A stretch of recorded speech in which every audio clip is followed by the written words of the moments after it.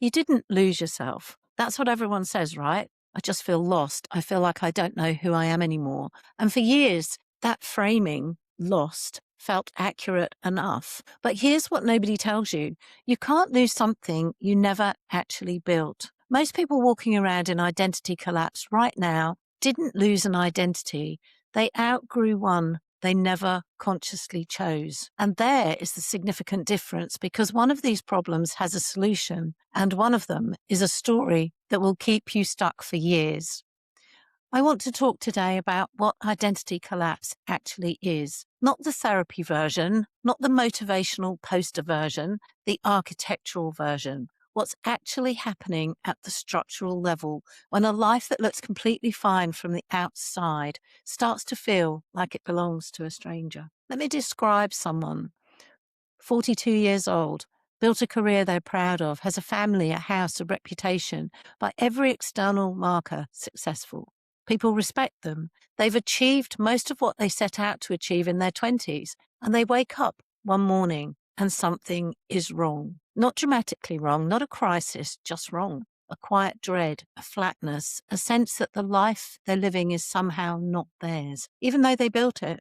They don't tell anyone because how do you explain my life is objectively good and I feel nothing? That doesn't translate. So they work harder, they change jobs, they restructure their routine, they read the books, they start therapy, and none of it quite touches it, because none of it is addressing the actual problem. The actual problem is that the identity they've been living from, the role, the title, the version of themselves they've been performing, was never designed. It was inherited, accumulated, handed to them by circumstance, by their parents, what their parents needed them to be, by what success looked like in their industry, by what relationships required of them. They didn't build an identity, they became one. And now at 42, something in them is refusing to keep performing it. That is identity collapse. Not a breakdown, not a midlife crisis in the Hollywood sense, an architectural event that the structure that has been holding them up, the performance, is no longer load-bearing. And when that happens, everything built on top of it starts to feel unstable. So why does it happen? Why does it happen at 35, 40, 45, and not at 25? And here's the thing, because at 25, the performance is working. You're building, you're striving, the doing is loud enough to drown out the question underneath. Who am I without all of this? But here's what happens as you get older and more successful. You get more of what you thought you wanted. And every time you get it, the promotion, the relationship, the house, the business milestone, there's a moment, a brief, unsettling moment where you expect it to feel complete. And instead, you just feel like the destination kept moving. The psychologist Carl Jung had a framework for this. He called it the first half of life and the second half of life. And in the first half, we build a container, a structure of identity, achievement, role status. It's necessary work. But at some point, and this is the transition, the container stops being enough. What mattered in the first half of life stops working in the second. And what Jung was describing is what I work with every day. The identity someone built to navigate the world in their 20s is not the identity that will carry them through the next 30 years. The collapse isn't the problem. The collapse is the signal. It's the architecture saying what you've been building from is no longer structurally sound. Time to build from something real. And the question is, what do you do with that signal? Most people try to silence it. New job, new relationship, new city, new project. And some of those moves are genuinely good. I'm not saying nothing should change, but if you're moving to escape the question rather than answer it, the question is going to follow you. I've watched people restructure their entire external life 3 times over and still arrive at the same hollow morning, because the external life is not the source of the feeling. The identity is. And here's where I want to go for a bit. I want to go a little bit deeper, because this is the part most people don't get. Identity collapse is not one thing collapsing. It's a layered event. And depending on which layer or layers have collapsed for you, the experience and the path through it looks very different.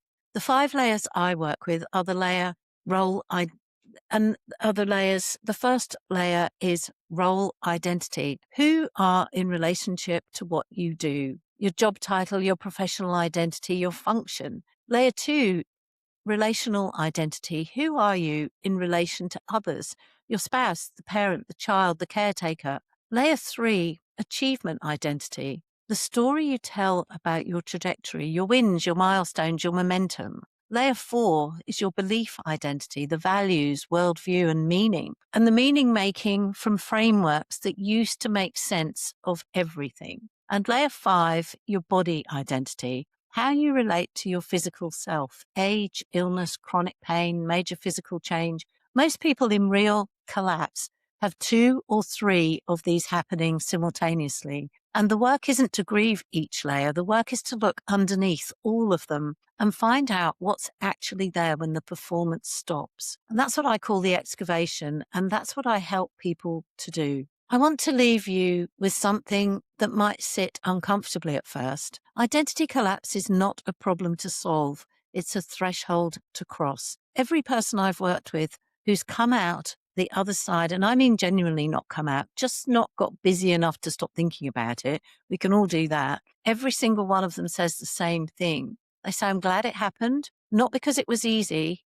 It's definitely not easy. It is not easy. There's real grief in letting go of an identity you've spent 20 years building, even if that identity was never really yours. But on the other side of the crossing is something most people have never had, a life that was deliberately designed, an identity that was consciously chosen, a sense of self that doesn't depend on the performance continuing because it's not built on performance at all. It's built on something real. And that is what I mean when I talk about identity architecture. Not personality testing, not values worksheets, not finding yourself, but the actual structural work of building an identity that you choose, that can hold the weight of a real life, that doesn't collapse the moment the external structure shifts. That's the work, and it's possible. If you recognized yourself somewhere in this, if any part of this names something you've been carrying without words for it, I want to offer you something.